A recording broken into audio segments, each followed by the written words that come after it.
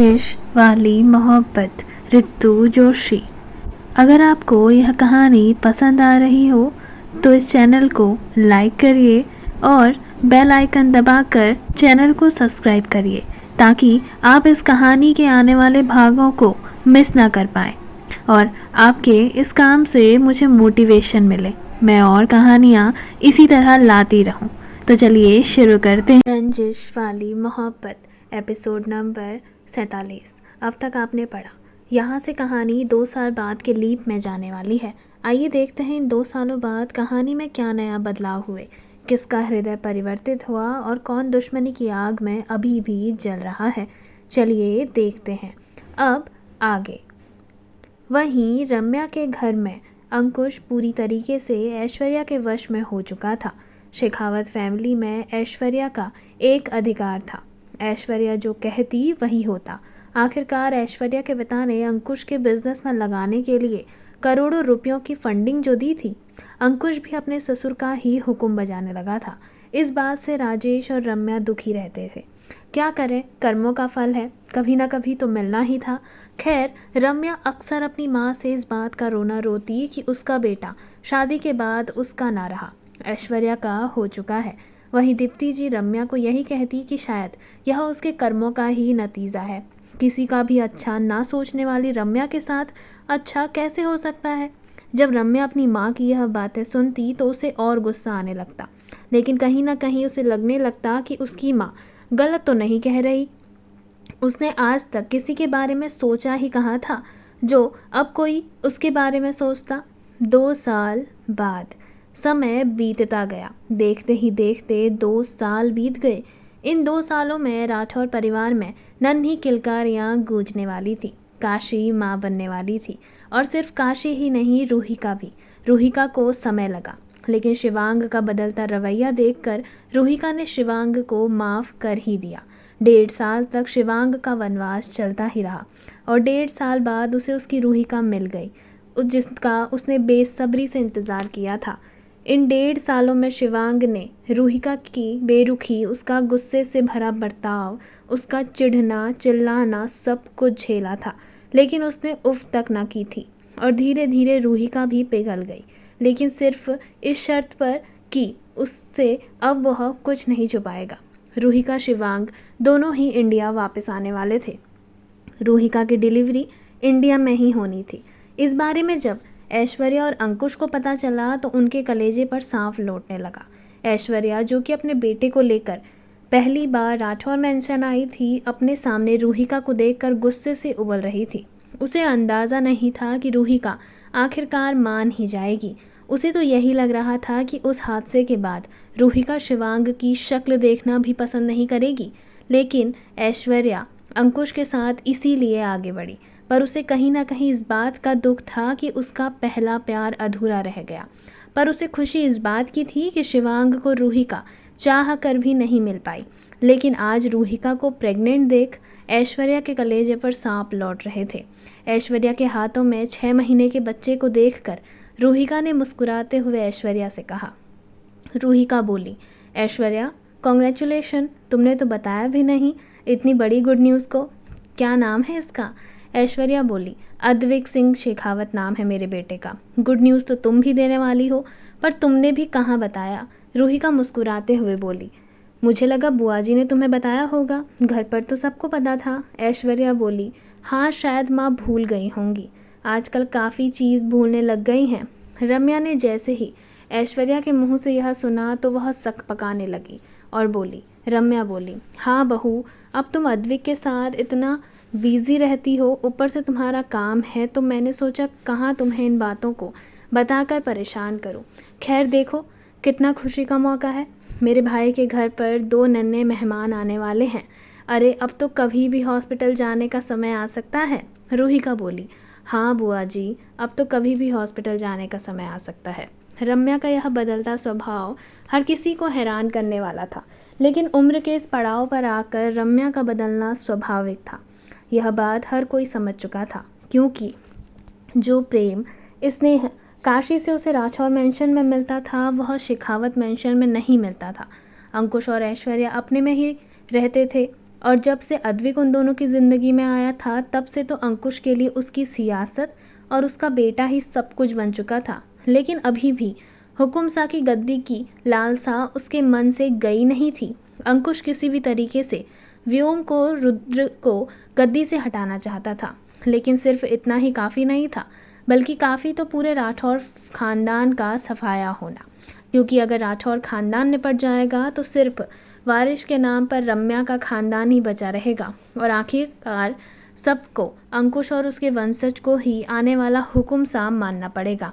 इसलिए जब अंकुश इंतज़ार में था एक ऐसे मौके का जिसकी किसी ने कल्पना भी नहीं की थी, धीरे धीरे दिन बीतते जा रहे थे। काशी और रूहिका की डिलीवरी में कुछ ही दिन का समय बचा हुआ था। डॉक्टर ने दोनों को ही 3-4 दिन आगे पीछे की डेट ही दी थी, लेकिन दोनों की कंडीशन कुछ ठीक नहीं थी। दोनों में से कब पहले किसका नंबर आ जाए कुछ कहा नहीं जा सकता था, और ठीक वैसा ही हुआ। रूहिका, जिसकी डिलीवरी काशी की डिलीवरी से 4 दिन बाद होने वाली थी, उसे 6 दिन पहले ही दर्द शुरू हो गया। रूहिका को अस्पताल लेकर जाया गया। हर कोई उसे देखने के लिए अस्पताल आया हुआ था।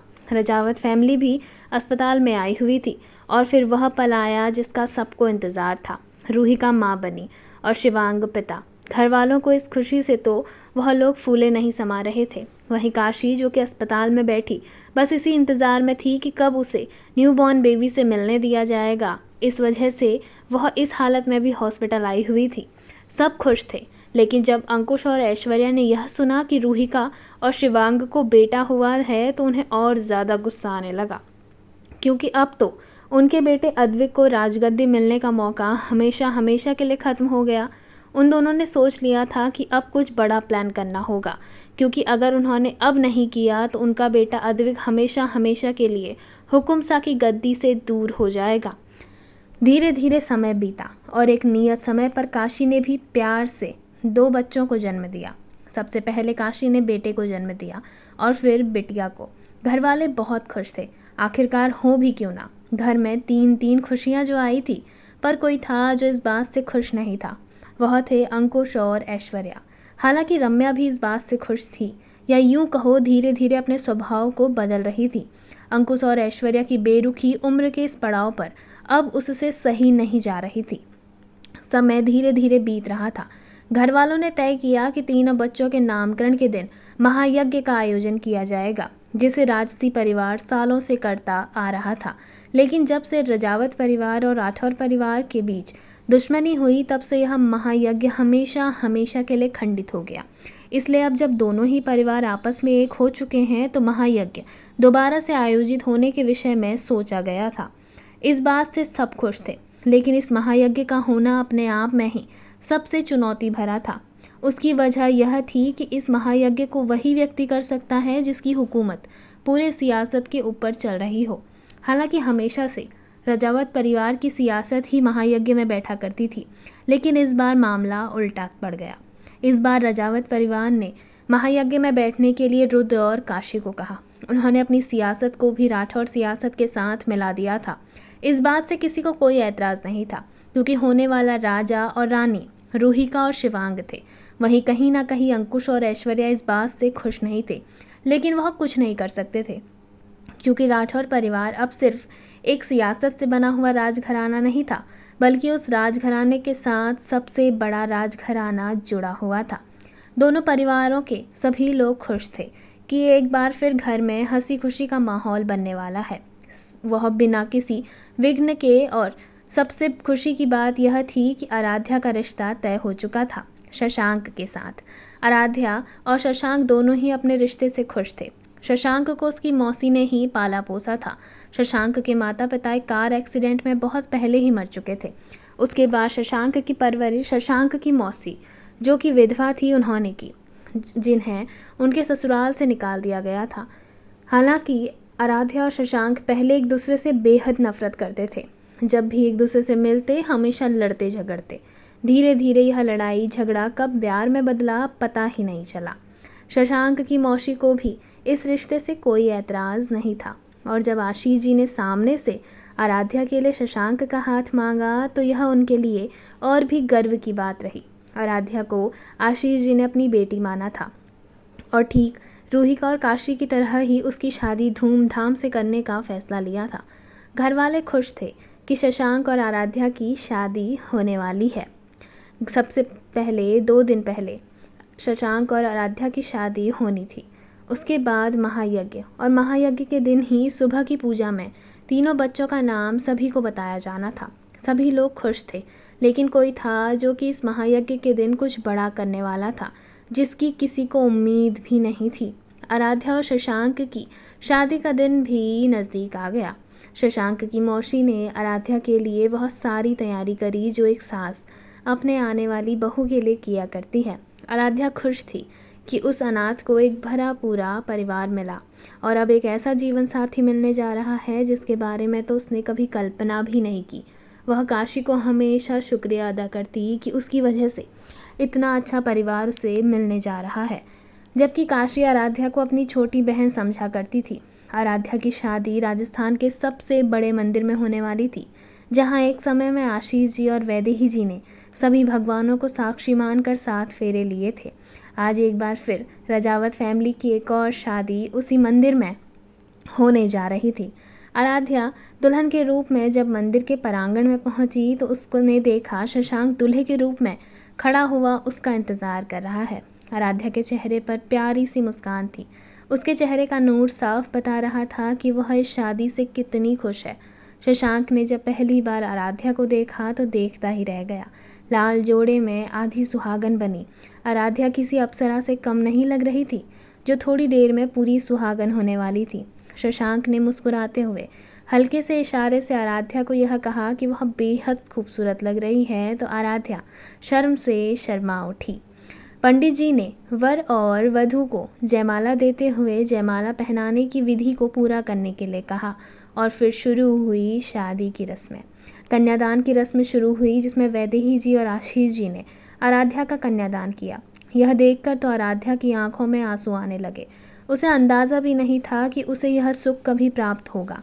आशीष जी ने आराध्या के साथ उसके सर पर हाथ फेरा और बोले, आशीष जी बोले, रो मत बेटा, जैसे हमारे लिए काशी है और रूहिका है, वैसे ही तू भी हमारी बेटी है और हम तो भगवान का शुक्रिया अदा करते हैं कि उन्होंने हमें 3 बेटियों से नवाजा है। अपने मन में कभी भी किसी तरीके की कोई हीन भावना मत लेकर आना। तू मेरे लिए रूहिका और काशी जैसी ही है। कन्यादान होते ही पंडित जी ने शशांक और आराध्या को फेरों के लिए खड़ा होने के लिए कहा। उसके बाद शुरू हुई सिंदूरदान की रस्म। आराध्या को सिंदूर लगाते ही शशांक की खुशी देखने लायक हो रही थी। पंडित जी ने जब उसे मंगलसूत्र पहनाने को कहा तो उसने तुरंत पहना दिया। शशांक बहुत खुश था। पंडित जी ने जब यह घोषणा की कि शादी संपन्न हुई, अब आप दोनों अपने बड़ों का आशीर्वाद ले लीजिए, तो आराध्या और शशांक ने भगवान का आशीर्वाद लेने के बाद सभी बड़ों का आशीर्वाद लिया। वहीं सब बहुत खुश थे। आराध्या की खुशी तब दुगनी हुई जब शशांक की मौसी ने शशांक की मां के खानदानी जेवरों को अपने घर की लक्ष्मी को दिया। आराध्या को यकीन नहीं हो रहा था कि उसके जैसी अनाथ को कभी घर बस सकता है, और वह भी इतने अच्छे तरीके से। वह बहुत खुश थी। 2 दिन बाद महायज्ञ होने वाला था और इन 2 दिनों में राठौर परिवार काफ़ी सारी तैयारियों में बिजी था। हालांकि सब लोग इस बात से खुश थे कि सब कुछ ठीक होने जा रहा है, लेकिन इस बात का उसमें से किसी को भी अंदाज़ा नहीं था कि ठीक नहीं, बल्कि एक महाप्रलय आने वाली है, जिसके बारे में कोई नहीं जानता था। एक रात अंकुश किसी से फ़ोन पर बात कर रहा था। फ़ोन पर बात करते करते उसके चेहरे पर एक अजीब सी क्रीपी स्माइल आ रही थी। अंकुश फ़ोन के उस पार जो व्यक्ति था उससे बोला।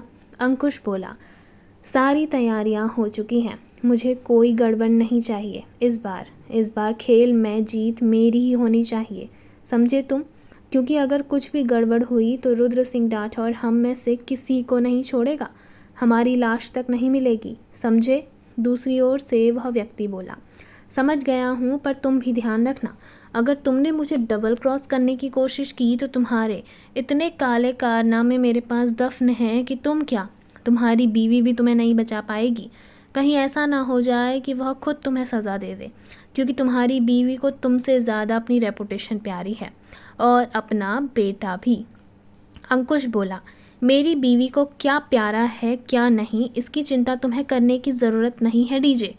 तुम बस महायज्ञ के दिन आने वाली महाप्रलय की चिंता करो।